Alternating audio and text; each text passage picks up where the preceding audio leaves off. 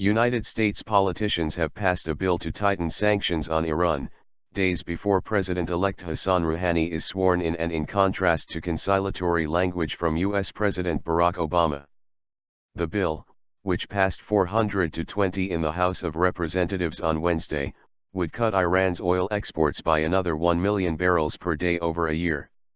It is the first sanctions bill to put a number on exactly how much Iran's oil exports would be cut.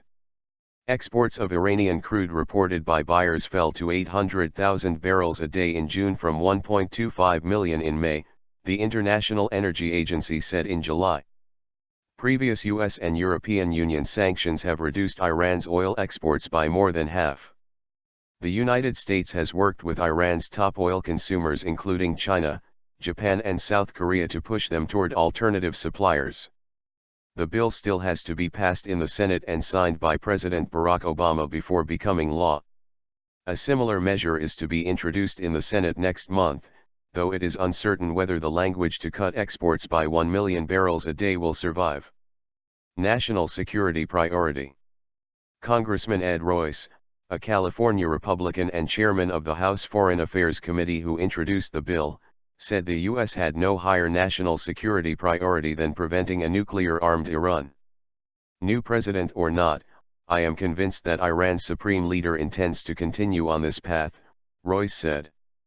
The vote showed a growing disagreement between the White House and Congress on Iran policy. A senior administration official said the White House was not opposed to new sanctions in principle, but wanted to give Rouhani a chance.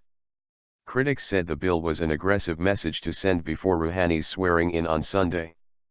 One of the 20 congressmen to vote against the bill, Jim McDermott, a Washington state Democrat, said shortly before the vote that the rush to sanction Iran before Rouhani takes office could hurt efforts to deflate the nuclear issue.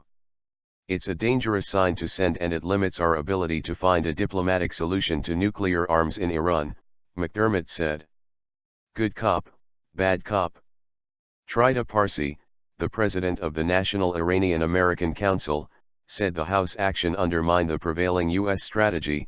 The White House has long taken a softer stance toward Iran's nuclear program, and Congress has taken a tougher one. But now there are signs that the good cop cannot control the bad cop, he said.